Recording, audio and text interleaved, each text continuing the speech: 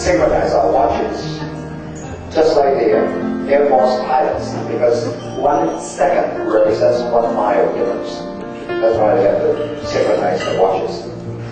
A lot of young people like to talk to me. A lot of young people like to ask me to give talks. There was a group of high schooler and college kids asked me to give a talk, and they gave me the topic.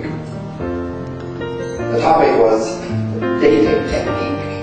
I gave a talk on dating technique, but that was not dating. That was carbon-14 radioactive dating technique. Today I want to give you a talk about what do you look for when you look for a spouse.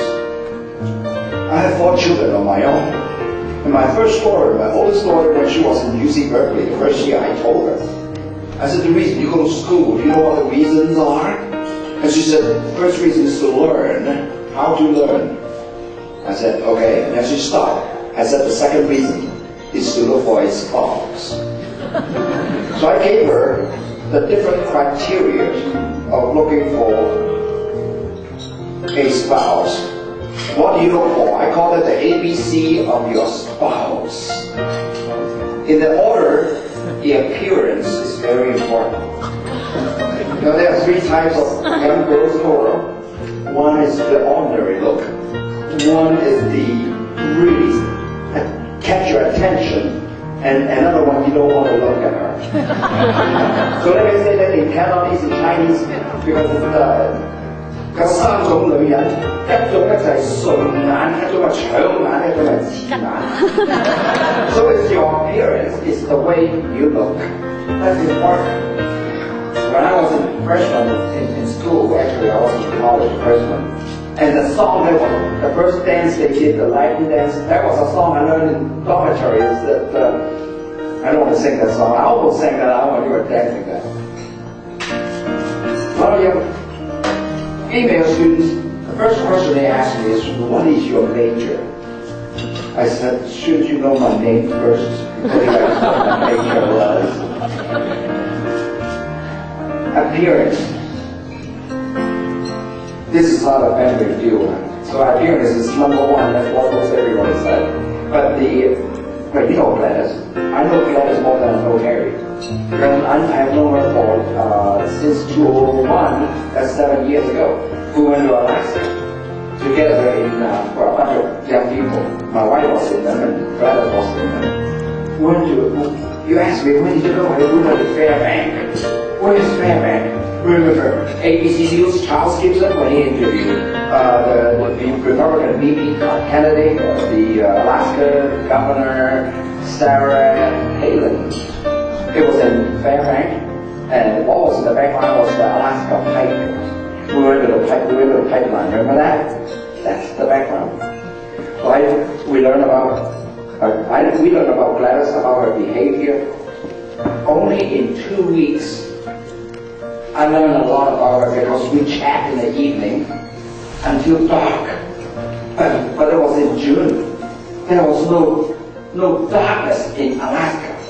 It was midnight sun, June 21st at 12 midnight. There was a sun in the sky. So we were talking until the looking for darkness. It didn't turn out so we all went to sleep at 5 o'clock in the morning. We chat. So I learned about Gladys. Very well-behaved, very fine young lady. Talking about character. She's very bright, particularly in terms of driving directions.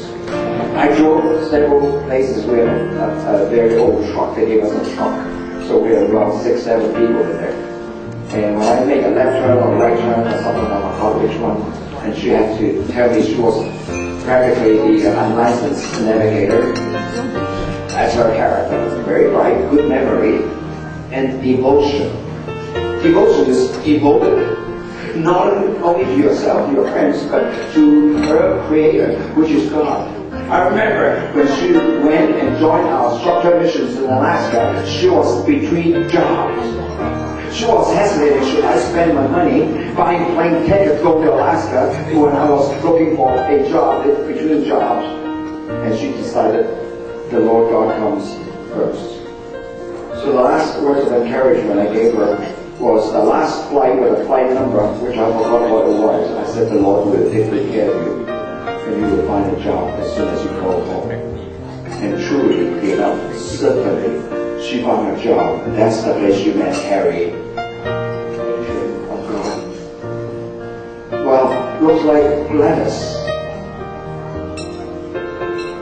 Well, her last name is Chai now, but I know her as Gladys' mom. She had money, but there's still something missing, something that is not right. Well, don't you want me to marry a girl who has all these things? Well, let's take a look at speaker. I mean the hardware. Now, talking about appearance, she has all these things. I don't want to repeat because I only have 20 minutes.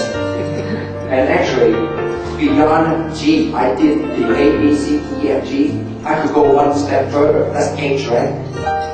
H stands for Harry. But he cannot be placed before class, so that's why he write it down. I start at G.